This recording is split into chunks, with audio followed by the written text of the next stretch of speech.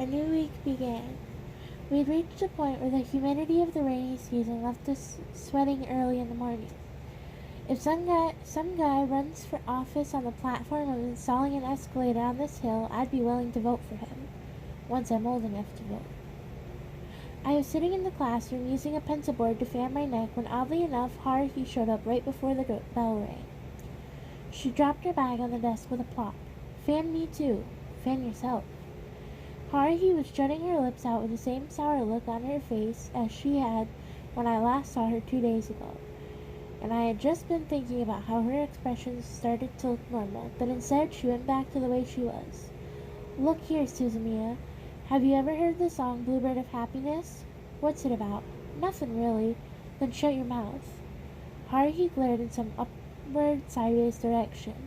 I turned to the front of the room, and Teacher Manokabe walked in and started homeroom.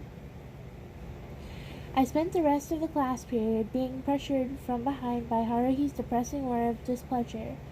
Man, the bell signaling the end of class had never sounded so divine. Like a field mouse sensing an impending bushfire, I scurried to the safety of the clubroom. The sight of Nagato reading in the clubroom had become the default backdrop. It was like she was an irremovable fixture from the room, which is why I spoke to Koizumi, who had arrived just before me. Don't you have something to tell me concerning Suzumiya? Only 3 people are in the room. Haruhi's on cleaning duty this week, and Asahina hasn't showed up yet. Oh? We also would imply that the 2 ladies have already approached you. Koizumi took a glance at Nagato, who had her head buried in a book she borrowed from the library. I really can't stand how he sounds like he knows everything. Let's move to a different location. We wouldn't want Miss Suzumiya to walk in on us. Koizumi led me to one of the outdoor cafeteria tables. On the way there, he bought coffee from a vending machine and handed it to me. 2 guys sitting at a round table is kind of, I guess it couldn't be helped in this case. How much do you know? The fact that Suzumiya isn't an ordinary person, I guess. That makes things quite simple. That is exactly the case. Is this some kind of joke? All of the 3 other SOS Brigade members are making it sound like Haruhi isn't human. Maybe the heat from global warming has gotten to their heads? Why don't you start by telling me your true identity, I asked. I'm already acquainted with an alien and a time traveler. You're not going to tell me you're actually an Esper, right? I would rather you not preempt my words. Koizumi swirled the contents of a paper cup. Isn't quite the same, but yes, I would be closest to what you call an Esper. Yes, I am an Esper. I drank my coffee in silence. I shouldn't have put in too much sugar. It was too sweet. I actually wasn't intending on a sudden transfer to the school, but the situation changed. Surely I couldn't have anticipated that the 2 of them would join forces with Haruhi Suzumiya so readily. Up until that point, they had merely observed her from a distance. Don't talk about Haruhi like she's some kind of rare insect. Maybe he noticed my narrowed eyebrows. Please don't think ill of me. We are doing everything we can. We mean Suzumiya no harm. In fact, we are trying to protect her from possible danger. You say we, which means there's a lot more like you, Espers or whatever? I wouldn't say there are a lot, but there are quite a few of us. I'm part of the outer circle, so I can't say for sure, but there are probably about 10 or so around the world. All of them should belong to the agency. Now we have an agency, huh? Its composition is unknown. Same goes for the number of members, although it appears that the top people call the shots. And so, what does this secret organization, the agency, do? Koizumi wet his lips with the lukewarm coffee. It's as you imagine. Ever since the beginning of the agency 3 years ago, its top priority has been the observation of Haruhi Suzumiya. To put it simply, it was an organization created for the sole purpose of observing Suzumiya. You probably already guessed as much after hearing what I've said, but I am not the only member of the agency in this school. There are a number of agents planted here. I've merely come as an additional personnel. Taniguchi's face suddenly popped up in my mind. He said that he'd been in the same class as Haruhi since middle school. Could he possibly be one of Koizumi's people, I asked?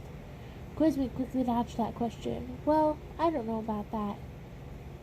In any case, I can assure you that a number of people are situated near Suzumiya. Why does everyone like Haruhi so much? She's an eccentric, bossy, self-centered girl who causes trouble for everyone around her. How does she warrant the attention of some grandiose organization? I do have to admit, she's easy on the eyes, though. I don't know what happened 3 years ago. All I know is that on that day I discovered within me what can only be described as an ESP. I was in panic at first, and quite frightened as well. The agency soon took me in and gave me guidance. Otherwise, I might have been left thinking I had gone insane and killed myself. Sure you haven't possibly been insane this whole time? Yes, that possibility cannot be ruled out. However, we fear a more frightening possibility. Koizumi swallowed his self-mocking smile with coffee and looked surprisingly serious. When do you believe this world came into existence? The conversation had just taken a huge leap in scope. Didn't it start with a Big Bang explosion a long time ago? That is the current belief. However, we are unable to discount the hypothesis that the world began 3 years ago. I stared back at Koizumi's face. He can't be sane. That's impossible. I remember things that happened over 3 years ago, and my parents are alive and well. I still have the 3 stitches from when I fell into a ditch as a kid. And what about all that Japanese history I've been cramming into my head? What if I were to say that all humans, including you, had been born one day with those memories intact? How can you confirm and deny that? It doesn't have to be 3 years ago. If I were to say the entire universe had been predefined and this world was born a mere 5 minutes ago, you would find it impossible to formulate an argument to prove me wrong. For example, take virtual reality. Electrodes are placed into your brain. If the images you see, the air you smell, and the table you feel are all just data being directly transmitted to your brain, you'd never realize that they weren't real, would you? In reality, this world is quite fragile. Let's assume everything you said is true. The world began 3 years ago or 5 seconds ago. How do you twist it so Haruhi's name comes up? The higher-ups of the agency believe that this world is nothing but a dream a certain being is having. No, the entire world is but a dream to that being. And because it is just a dream, creating and altering the world we call reality is mere child's play for that being. And we know the name of the being who is capable of such acts. Maybe it's because he's speaking calmly in a formal language, but the expression on his face looks irritatingly mature. A being who can create and destroy at will. Humans have defined such a being as God. Hey Haruhi, you even got people calling you God now? What are you gonna do? Which is why members of the agency are considerably frightened. If by any chance this world loses favor of God, it could simply be destroyed and recreated at a whim, like a child who doesn't like how our sandcastle looks. This world may be filled with inconsistencies, but I happen to feel some attachment to it. That's why I'm assisting the agency. Why don't you just ask Haruhi? Ask her politely not to destroy the world. She might listen to you. Of course Suzumiya is unaware of what she actually is. She has yet to realize her true potential. In that case, we are of the idea she would be better off not knowing and living out her life in peace. Koizumi finally went back to his usual smile. You would consider her an incomplete god. She is still unable to control the world at will, but while her abilities are still underdeveloped, we have begun witnessing signs. How can you tell? Why do you think espers such as ourselves and characters such as Mikuru Asahina and Yuki Nagato exist in this world? Because Suzumiya wished for it. If there are any aliens, time travelers, sliders, or espers here, come join me. Haruhi's words of introduction in the classroom when I first met her replayed in my mind. She is still unable to consciously wield her godlike powers. She can only use them unconsciously through coincidence. However, we know that during these past few months, Haruhi has been clearly displaying some powers beyond human comprehension. I probably don't need to tell you the consequences. Suzumiya met Mikuru Asahina and Yuki Nagato, and I was also added to her little group. I'm the only one left out? Not exactly. Quite the contrary, you are the biggest mystery. Although it's bad form, I investigated a number of things concerning you. I can assure you, you possess no special abilities. You are an ordinary human. Should I be relieved or disappointed? I wouldn't know. It's quite possible that you hold the fate of the world in your hands. This is a request from us to you. Please take care to not let Suzumiya lose all hope for this world. If Haruhi is God, I offered, why don't you capture her and dissect her and figure out how her brain is wired? It might be a quick way to figure out how our world works. There are in fact diehards within the agency who would advocate such a measure, Koizumi readily assented. However, the majority of the opinion is we should not interfere. If we inadvertently sour her mood, there is a high probability that the situation will become irreparable. We wish to preserve that current state of the world, so our only wish is for Suzumiya to live a peaceful life. If we make a mistake, it would be like trying to take roasted chestnuts off an open fire. You'll only end up getting burned. So what exactly are we supposed to do? I do not know. If theoretically, just theoretically, Haruhi were to suddenly die, what would happen to the world? Indeed, perhaps the world would be terminated at the same time. Or perhaps the world would continue godless. Or perhaps a new god would be born. No one knows the answer, not until it happens. The coffee in my paper cup had grown cold. No longer wanting to drink it, I pushed it to the edge of the table. You said you were an Esper, right? Yes. We call ourselves by a different name, but simply put, that wouldn't be inaccurate. So, show me some kind of power. Then I'll believe what you say. For example, reheat this cup of coffee. Koizumi looked amused as he smiled. I think this was the first time his smile hadn't looked artificial. I'm quite sorry, but that's impossible. My power cannot be so easily manipulated. Also, I usually hold no power at all. A number of conditions must be met before I can use my power. I'm sure there will be an opportunity to show you. He then said, Sorry to drag on so long, I'll excuse myself for today, and cheerfully left the table. I watched Koizumi's back until he was out of sight as he lightly walked off. Then I had the entire sudden idea to pick up the paper cup. It goes without saying the contents were cold. When I returned to the club room, I found Asahina standing in her underwear. Asahina held the frilly dress and apron in her hands as she looked at me, frozen with my hand on the doorknob with large, shocked, cat-like eyes. Her mouth slowly widened in a scream. Excuse me. I stepped back outside and shut the door before she made a sound. Thankfully, I didn't have to hear her scream. Damn. I should have not. Wait, if you're going to change, you could at least lock the door, right? I was considering whether to transfer the image of her white skin from my retinas to my long-term memory when I heard a timid knock from the inside. Come in, she said in a frail voice. I'm sorry. No. I stared at this swirl of hair near the middle of Miss Asahina's head as I apologized. The skin around her eyes became faintly flushed. I should apologize for putting you in such embarrassing situations all the time. Totally fine with me. It appeared that she had been obediently abiding by Haruhi's request. Asahina finished changing into the maid outfit and was blushing. She really is cute. If my eyes were to meet hers, my brain would be overcome by the images I'd witnessed a moment earlier, and I would really lose it. As I mobilized all my reason to suppress my libido, I sat down in the brigade chief's chair and turned to see the computer. I sensed someone's gaze, and I looked up to see, oddly enough, Nagato staring at me. She pushed the bridge of her glasses and returned to her book. Her behavior looked strangely human. I started up the HTML editor and opened the homepage index file. I was trying to think of something to do with this website that hadn't been updated yet, but I had no idea of how or where to start. I just wasted my time, as always, before closing the file with a sigh. And then I started wondering why I even bothered. Because I was bored and getting pretty sick of Othello. I sat groaning with my arms crossed. A teacup was placed before me. Asahina, in her maid outfit, was carrying a tray and a smile on her face. I felt like I was being served by a real maid. Thanks. I had just been treated to coffee by Koizumi, but obviously I gracefully accepted the tea. Asahina then gave Nagato her tea and sat down next to her. She blew on the tea to cool it down and she began sipping. In the end, Haruhi never showed up in the clubroom that day. Why didn't you show up yesterday? Weren't we going to review our behavior on Saturday? Same old, same old. I was talking to the occupant of the seat behind me before morning homeroom. You sure are annoying. I did the reviewing by myself. Haruhi sprawled on her desk with her chin propped up, sounding annoyed. Upon asking, I learned that after school yesterday, Haruhi had gone back over the course her team had taken on Saturday.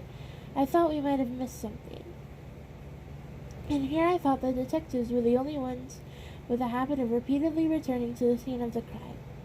It's hot. I'm exhausted. When do we change uniforms? I want to change them to my summer uniform as soon as possible. We change in June. There's only 1 week left in May. Suzumiya, I've probably said this already, but how about you give up on looking for mysterious things you're not going to find and try to have fun the way a normal high schooler does? Her head popped up as she glared at me, and at least that's how I thought she would react, but contrary to my expectations, Haruhi's cheek remained glued to the desk. She must really be exhausted. How does a normal high schooler have fun? Her voice sounded resigned. You know, find some nice guy and conduct your search around town with him. You could even call it a date. Kill 2 birds with 1 stone. I offered this suggestion as I recalled my conversation with Asahina the other day. Besides, you shouldn't have any trouble finding a guy, at least if you suppress that eccentric personality of yours. Men are worthless. Feelings of love are just temporary lapses in judgment, like a kind of mental illness. She said this lethargically as she rested her head on her desk and stared out the window. Even I get in the mood for all that stuff every now and then. I am a healthy young girl after all. My body has its urges. But you know I'm not stupid enough to let a momentary slip-up leave me saddled with a huge burden. Besides, if I start shopping around for guys, what will happen to the SOS Brigade? I just made it. Technically, you haven't made it yet. You could turn it into some random club that just fools around. You'll get people to join that way. No way! A curt rejection. I made the SOS Brigade because that sort of club wouldn't be any fun. I even recruited an alluring mascot and a mysterious transfer student. Why doesn't anything exciting happen? I need to know if anything crazy is going to happen. It was the first time I'd ever seen Haruhi look so defeated, but her crestfallen face was surprisingly cute. She doesn't even need to smile. As long as she has an ordinary expression on her face, she's pretty attractive. Really, it's such a waste. Afterward, Haruhi spent the majority of morning classes sound asleep. It's a miracle she wasn't caught by any teachers. No, it was just a coincidence. Yeah. However, at the time, some trouble had begun brewing mysteriously in the shadows. It wasn't quite full-blown, so nobody noticed it starting or ending.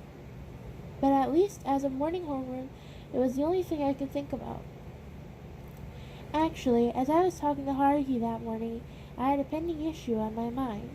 That pending issue would be the note I found in my locker that morning.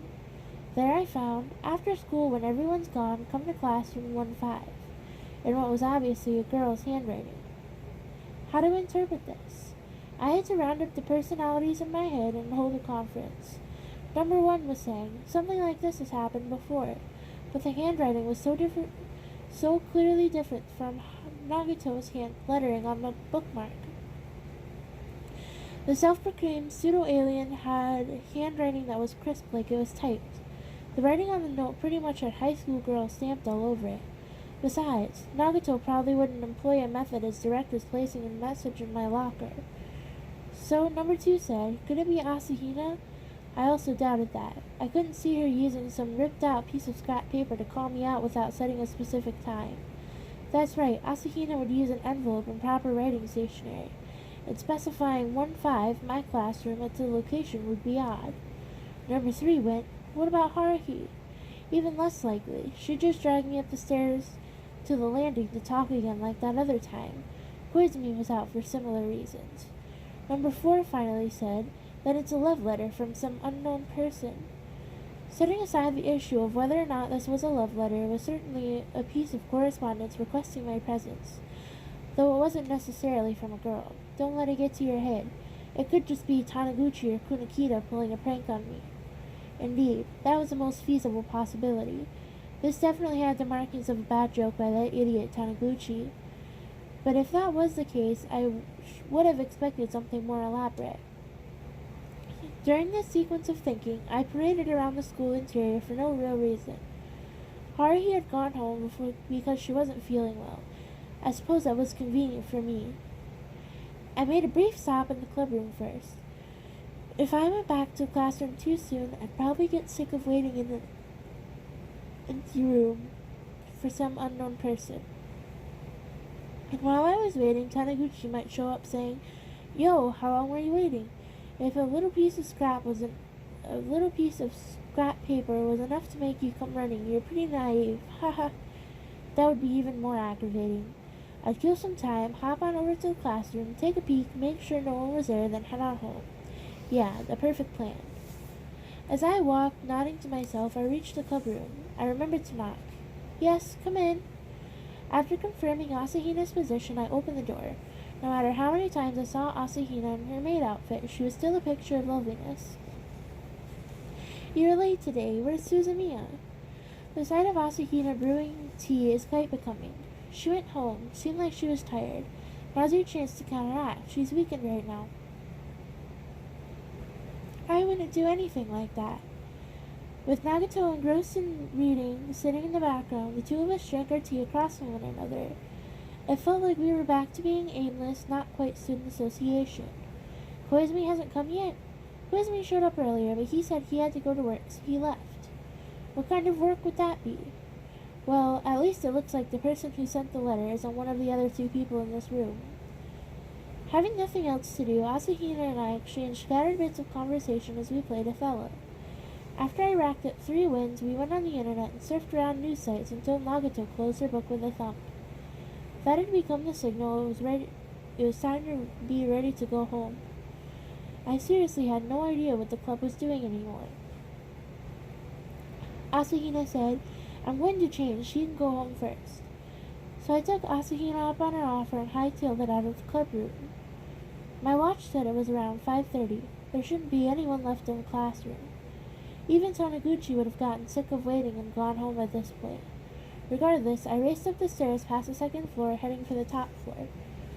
There's always a slim chance of something happening there, right? I took a deep breath, as I stood in the empty hallway. The windows were made of frosted glass, so I couldn't see inside. All I could see was that the sunset had stained the room orange. I opened the door to 1-5 nonchalantly. I wasn't particularly surprised by the fact that someone was inside, but truth be told, I was considerably astonished when I saw the person standing there. Someone completely unexpected stood before the blackboard. You're late. Ryoko Asakura smiled at me. With a flick of her long, clean hair, she stepped away from the podium. My eyes were particularly drawn to her slender, creamy legs and the white socks extending from below her pleated skirt. After walking halfway across the room, Asakura, still smiling, turned and beckoned to me. Why don't you come in? I had been frozen with my hand still on the door. Seeing her motion in my direction, I walked towards her. It's you, huh? Yes. Didn't expect me, did you? Asakura smiled without a care. The right side of her body was tinted red from the setting sun. What do you want with me? I purposely asked this in a blunt manner. Asakura chuckled before replying. There's something I need you for. I want to ask you something. Asakura's pale face appeared directly in front of me. You know, humans always say, it's better to regret something you did than regret something you didn't do. What's your opinion on that? I don't know about it being a common saying, but it probably means what it says. Then, hypothetically speaking, if there were a situation where maintaining the status quo would only make things worse, but nobody knew what course of action would improve circumstances, what would you do? Coming in? Are you talking about the Japanese economy? Asakura, still smiling, ignored my question. What do you think that change, any change at all, would be best for now? Nothing will improve the way things currently are. Well, I guess that's one way to look at it, right? Asakura, arms behind her back, leaned forward a little bit. But you know, the higher-ups are all stick-in-the-muds who can't keep up with sudden change. But I can't afford such complacency out in the field. A lack of action would only allow the situation to grow worse. In that case, it should be okay for me to act on my own accord to assert changes, right? What is she trying to say? Is this a prank? I looked across the classroom to see if Taniguchi was hiding in the broom's closet. The only other place to hide would be under the teacher's desk. I've grown quite tired of observing a static subject, so, busily glancing around, I didn't really hear what Asakura was saying. I'll kill you and see how Haruhi Suzumiya responds. There was no sign to look confused. Asakura's hands came from behind her back in a flash, and a dull metallic light slashed through where my head had been a moment ago. Asakura smiled like a cat being patted in someone's lap. She held the knife in her right hand above her head. It looked like one of those frightening knives used by the military. Dodging that first strike was pretty much luck. I am now hopelessly sitting on the ground and looking up at Asakura with a dumb look on my face. If I let her get on top of me, I wouldn't be able to escape. I hurriedly leaped up like a grasshopper.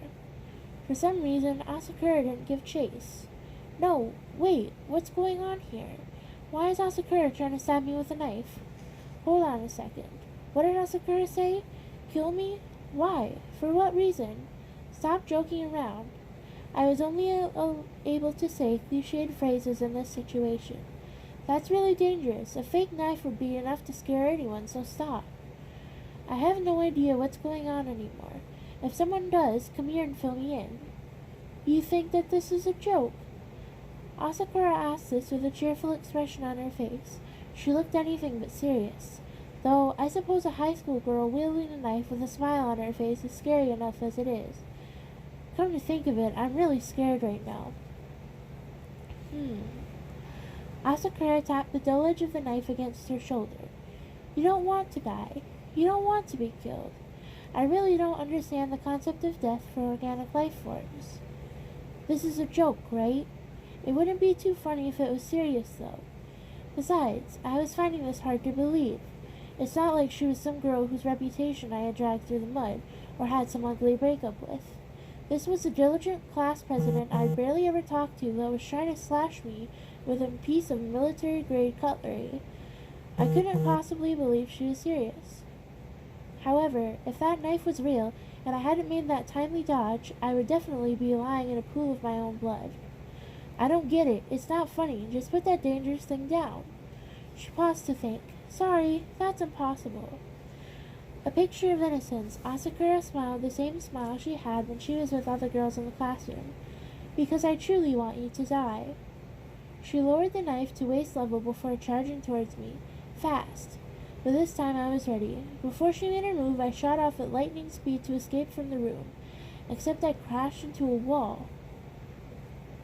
There was no door. There were no windows. The classroom wall was facing the hallway had become something resembling a gray plaster wall. Unbelievable. It's no use.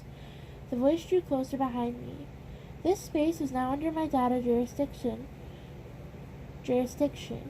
Escape routes have been blocked. It was trivial to do. The structures on this planet can be altered with some slight tweaking to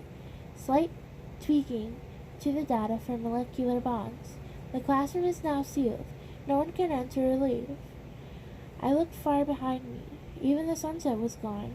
The windows facing the schoolyard had been replaced by a concrete wall. The fluorescent lights had turned on while I wasn't paying attention and were shining hollow light across the desktop.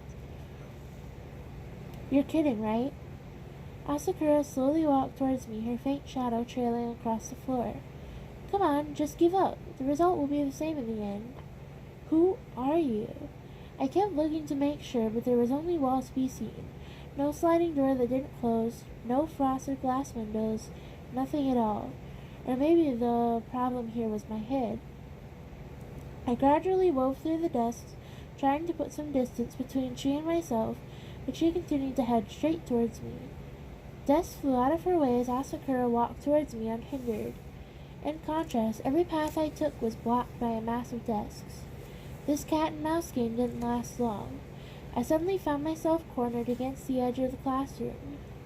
In that case, I picked up a chair and threw it as hard as I could. The chair changed directions right before it hit Asakura and flew to the side before landing. You gotta be kidding me. It's no use, didn't I tell you? Right now, everything in this classroom moves according to my will. Wait. What is this? If this wasn't a joke, and neither Asakura nor I had gone crazy, then what's going on? I'll kill you and see how Haruhi Susumiya responds. Haruhi again? You sure are popular, Haruhi. I should have done this from the beginning. With those words, I became aware of the fact that I couldn't move my body. You can do that? I cry foul play. My legs were rooted like a tree to the floor without the slightest movement. I couldn't lift my arms. It was like they'd been hardened by paraffin. Actually, I couldn't even move a finger. Frozen in a downward position, I could only watch as Asakura's shoes entered the top of my field of vision. If you die, Suzumiya is certain to take some sort of action. I'll probably be able to observe a considerable explosion of data, a golden opportunity. I don't care. Now die. I sent Asakura raising her knife. What was she aimed for? My carotid artery? My carotid artery? My heart? If I knew where she would aim, I could at least ready myself. I could at least close my eyes. Or not. What a riot. I could feel the rush of air. The knife descended towards me. That was when it happened. The sound of the ceiling collapsing accompanied a mound of rubble falling down. Fragments of concrete fell on my head. That hurt, damn it. The pouring shower of white stone coated my body. With this much of it, Asakura should also be covered. But when I moved to check, my body would... Huh? I can move now? I raised my head to look. What did I see? The point of the knife was almost touching the back of my neck. The expression of surprise was struck on Asakura's face as she stood frozen, gripping the knife underhand. Then there was a small figure of a person holding the blade of the knife with her bare hand. Her bare hand, man! Iki Nagato. Your individual programs were too weak. That was Nagato in her usual expressionless tone. The spatial lockdown and data blockade in the ceiling sector were too weak. That is why I was able to detect you, why intrusion was granted. You're going to get in my way? Asakura was every bit as composed. If this human is killed, Haruhi Suzumiya is certain to act. That is the only way to obtain more data. You are supposed to be my backup. Nagato spoke in a flat voice, sounding like she was chanting sutra. Independent action has not been authorized. You are supposed to obey me. And if I don't want to, I will nullify your data link. Go ahead and try. I have the advantage in this place. This classroom is located within space under my data jurisdiction. I am requisitioning the nullification of your data link. The second that was out of her mouth, the edge of the knife she was holding began to sparkle, and then fell apart into microscopic crystals the way a sugar cube dissolves in red tea. Asakura released the knife and suddenly jumped about 5 meters back. As I watched her do that, I silently pondered. Ah, they aren't really human, a rather laid-back realization. After instantly increasing the distance between her and Nagato, Asakura made a soft landing in the back of the classroom. She was still smiling. There was a soft distortion in space. That's the only way I can describe it. Asakura, the desk, the ceiling, and the floor all shook, appearing to transfigure like liquid metal. I can't really explain it. All I knew was that space seemed to be condescending into what resembled a sphere. But the second that thought crossed my mind, a number of crystals began exploding out of Nagato's outstretched palm. That's all I could see. In the next instant, explosions of crystallized powder began floating down one after the next. The spheres created from frozen space attacked us at imperceptible speeds. I didn't realize that Nagato was intercepting all of them at a similar speed until a little while later. Stay close. As Nagato fended off Asakura's attack with one hand, she used the other to pull on my necktie. Nagato leaned down, dragging me with her, and I ended up on my knees, positioned behind her. Gah! Something I couldn't see flew past my head and smashed the blackboard. Nagato looked up. At that instant, icicles shot out of the ceiling and rained down above Asakura. She moved so fast he could only see after images. Dozens of icicles were thrust into the ground, forming a forest. You can't defeat me while we're in this place, Nagato stated. Asakura stood still, looking completely composed. She faced Nagato across a distance of several meters. As for me, sad to say, I was hugging the ground, unable to get up. Nagato stepped over my head and stood up. It's just like her to have gone overboard and diligently written her name on her shoes. Nagato was muttering something in the tone someone would use when reading from a novel aloud. It sounded like this. Select serial code from database. Where code data order by offensive data combat having terminate mode, personal name Ryoko Asakura, judged to be hostile, nullifying concerned target's connection to organic life form. The interior of the classroom could no longer be considered normal space. It was just a swirl of distorted geometric shapes, characters, and patterns dancing together. Looking at it started making me dizzy. The visual effect made me feel like I was riding through a funhouse. I felt faint. You'll cease functioning before that happens. I have no idea where Asakura's voice was coming from, since she was hidden somewhere in that colorful mirage. A whirring sound cut through the air. Nagato swung her heel into me hard and sent me flying. What are you doing, is what I was trying to say, but an invisible spear shot past my nose and was swallowed by the floor.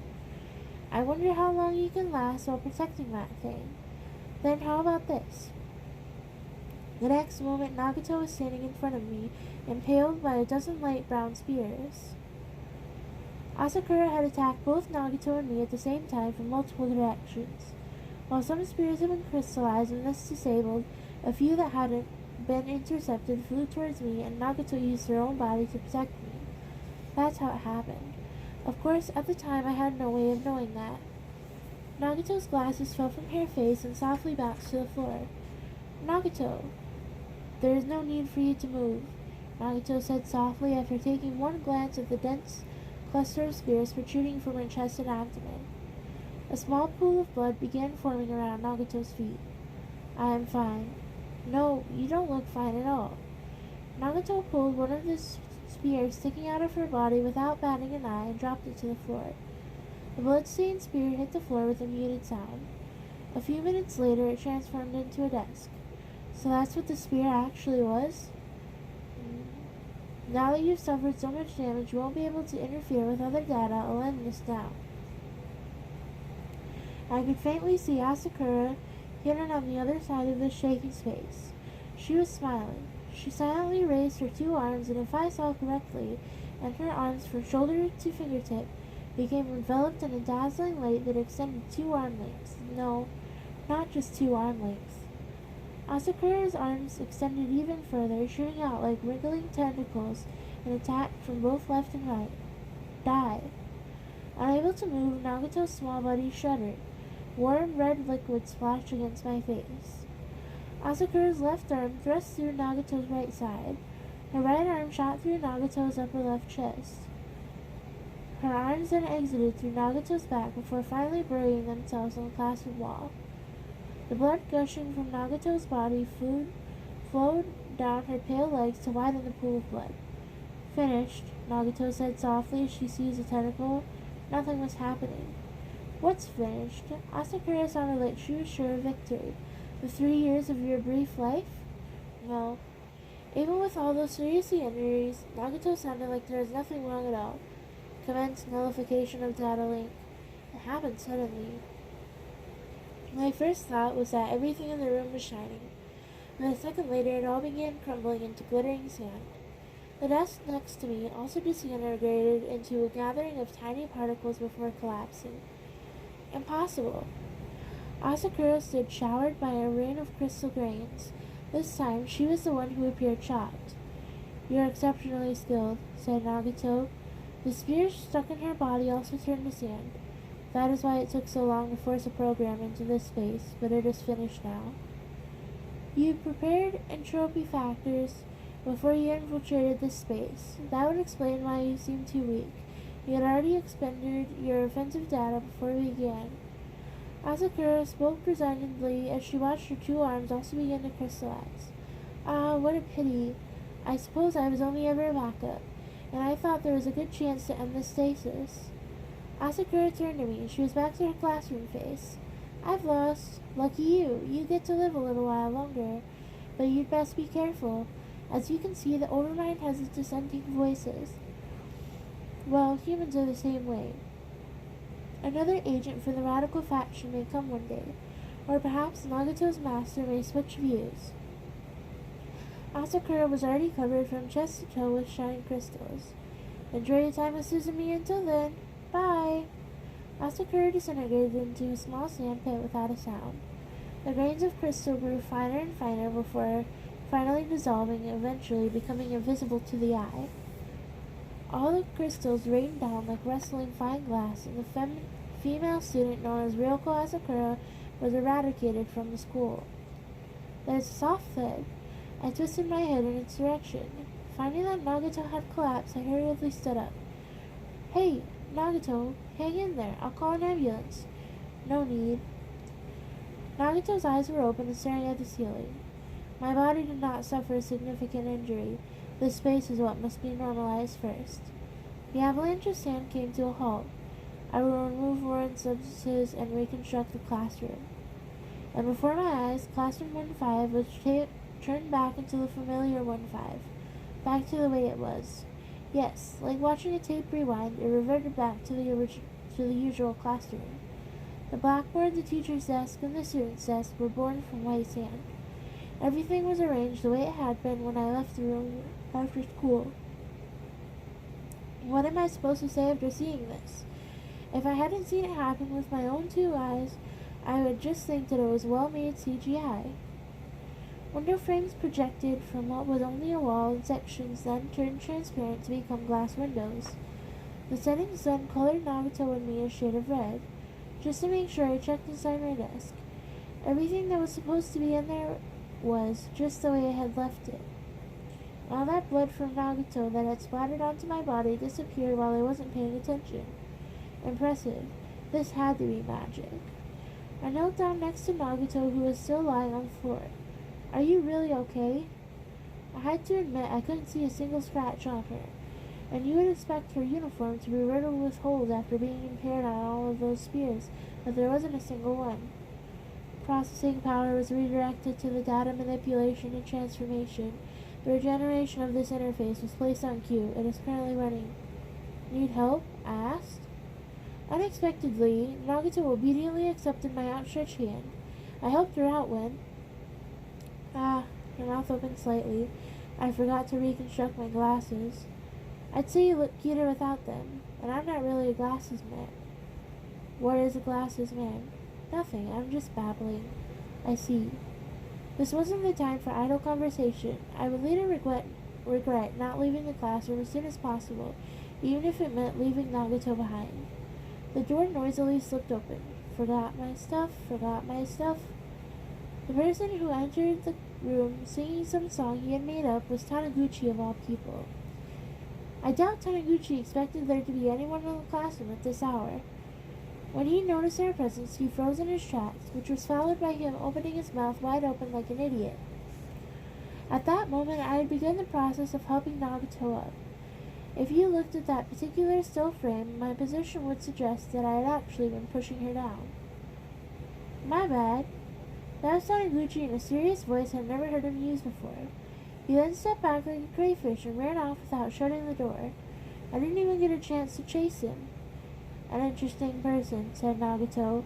I let out a huge sigh. What do we do? Leave it to me, Nagato said as she rested in my arms motionless. I specialize in data manipulation. I have made it so Ryoko Asakura has transferred out of this school. That's your concern? This wasn't the time to be joking around. I suddenly shook in astonishment. Now that I stopped to think about it, I had just gone through an incredible experience, hadn't I? This was no longer about whether or not I believed that wild story, that whiny freak talk of Nagato's the other day.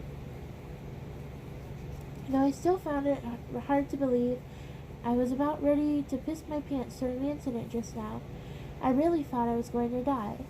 If Nagato hadn't crashed through the ceiling, Asakura would have definitely sent me to meet my maker. After seeing that distorted classroom, Asakura turning into some kind of monster, and Nagato somehow expressionlessly eradicating her, it had just been beaten into my mind that everything was real. Didn't that mean I had no choice but to accept that Nagato was genuinely connected to aliens or whatever? On top of that, I was going to end up constantly being involved with crazy events in that way. As I said in the beginning, I wanted to just be a bystander who gets caught up in strange situations. A supporting role would be good enough, but didn't the current situation make me the main character? I can't deny that I had wanted to be a character in one of those stories where things like aliens show up, but it was different now that I actually make such a character. I'll be honest, this is a problem. I wanted to be one of those side characters who merely offers occasional advice from the sidelines to the guy who has to directly deal with all the trouble. I wanted this crazy situation where my life had been targeted by a classmate to stop at once. I was still quite partial to being alive. I spent a brief period dazed and confused, paralyzed in the red-tinted classroom. all while supporting Nagato's seemingly weightless body. What is this? What am I supposed to think? Since I had spaced out for a while, I only now noticed that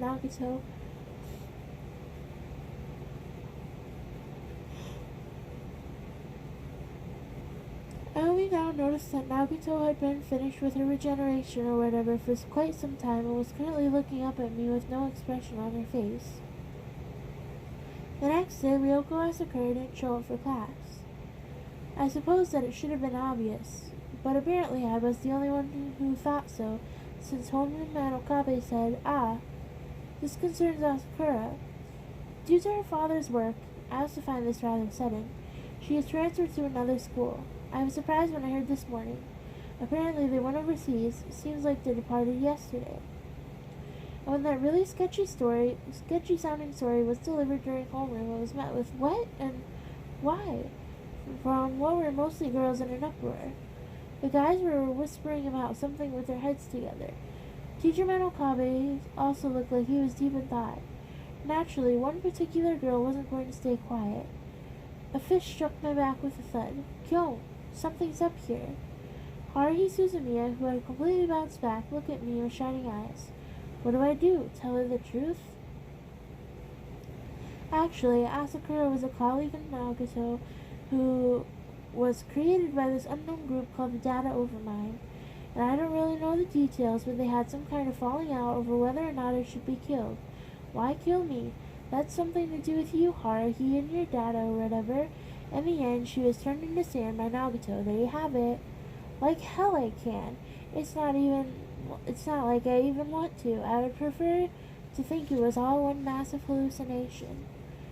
First, a mysterious transfer student came. Now we have a girl transferring out for no explicable reason. Something's up here. Should I praise her for her sharp instincts? Didn't he say it was because of her father's work? I don't buy that weak explanation. Doesn't matter if you buy it. That's the most popular reason people transfer. But it's odd. It's only been 1 day. Less than a day passed between notice of transfer and moving. What kind of job would that be?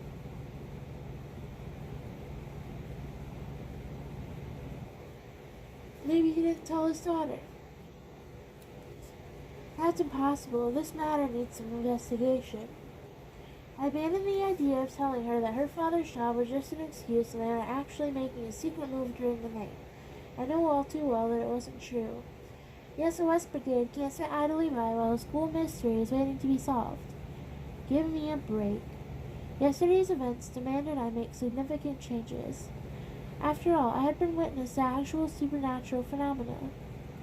If I pretended it hadn't actually happened, that would mean I would either have to decide there was something wrong with either my eyes or my mind, or perhaps there was something wrong with the world, or maybe this was all just a really long dream.